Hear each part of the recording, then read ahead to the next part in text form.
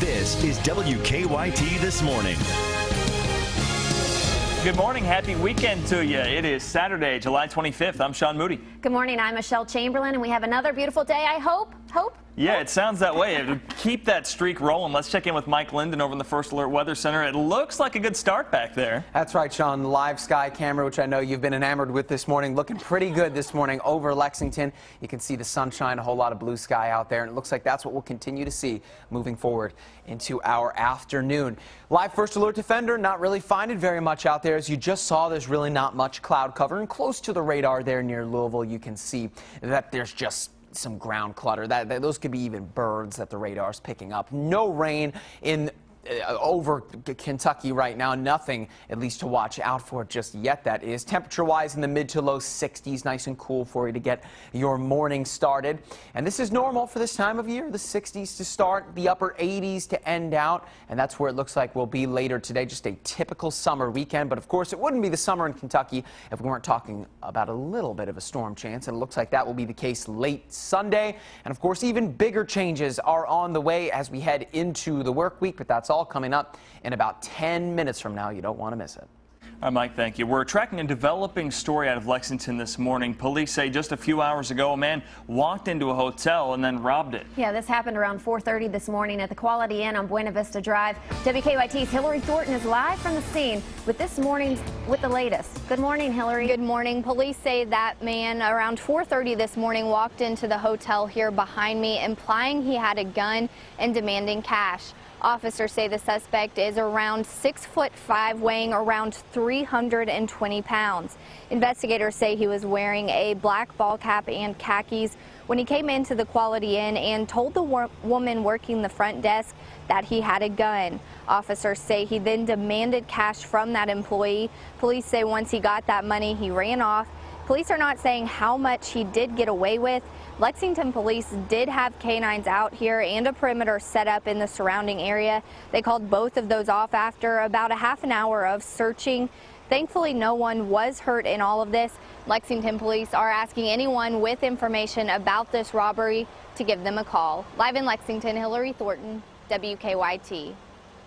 All right, Hillary, thank you. We're learning more this morning about that deadly shooting at a Louisiana movie theater. That's right. Police say the gunman killed 2 people and injured others before taking his own life. As CBS's Kenneth Craig tells us, police say he bought the gun used in the attack legally. This was a slow and methodical. Look, it was barbaric. 59-year-old John Hauser ambushed moviegoers inside this theater in Lafayette, Louisiana, Thursday night. He sat near the top of the screening room and waited until the movie got underway, then opened fire. Lucas Snepper was just 6 seats away from the shooter. You could see the flash coming from the chamber. It was awful. 21-year-old Macy Bro and 33-year-old Jillian Johnson were killed and 9 others injured. One of the surviving wounded victims played dead to stay alive. Witnesses say Hauser exited through a side door and was reloading his gun just as police were arriving. He then ran back inside, fired several more rounds before he took his own life. In 2008, Hauser's family had him involuntarily committed in Georgia, citing a history of mental health issues. That should have stopped him from buying a weapon. Police have confirmed Hauser's automatic handgun was purchased legally in Alabama in 2014. Kenneth Craig, CBS News, Lafayette, Louisiana. 5 of those injured in the shooting remain hospitalized this morning. About 100 people rallied on the steps of the Capitol on Friday to protest the possible removal of a controversial statue of a Confederate leader. Jefferson Davis was born here in Kentucky and is best known as the President of the Confederacy. His statue stands in the Capitol Rotunda, and both Republicans and Democrats have raised questions about whether keeping that statue displayed prominently is a good idea. Supporters rallied to keep the statue where it stands. This is where people can come for free and learn the history. It needs to stay right in there because he was a great Kentuckian. He was a great Kentuckian. The Historic Properties Commission will take public comments sent into them during their meeting on August 5th. Residents have until Monday to submit a written statement. Here in Lexington, a meeting has been set to discuss other Civil War statues. Mayor Jim Gray has asked the Urban County Arts Review Board to review the placement and presentation of 2 statues of Confederate officers and a nearby historical marker in Cheapside Park. That board is looking for feedback from the community. The meeting will be at the end of August. Mayor Gray has asked the board to make a recommendation to the City Council in the fall.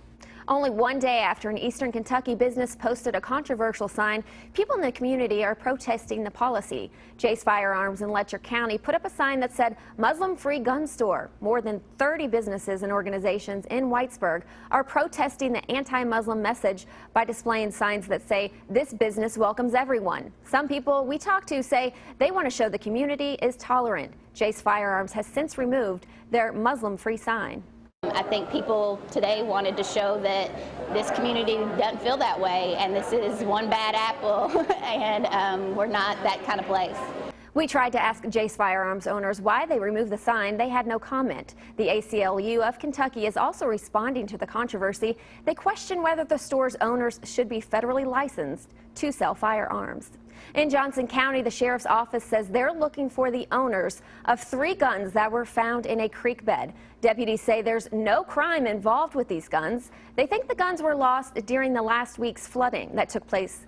The weapons were found near Highway 172 earlier this week. The sheriff's office will keep the guns until they find the owners. Investigators say they've figured out where that skull found on a Franklin County farm earlier this week came from.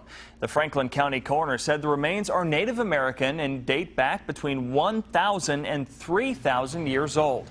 The sheriff's office has suspended its investigation now that it's been determined that this is not a criminal case. The Franklin County coroner's office is now working with historians to bury those remains again. A farm worker had found the skeletal remains in a sinkhole at a farm on Jones Lane. It is 7:08 on your Saturday morning. When we come back, a convention of people with similar names is set to start in California. That story's coming up. Beautiful weather on tap for the bluegrass today, but is it primed to stick around through the weekend? Coming up, I'll show you exactly what we can expect to find here to close out the month of July.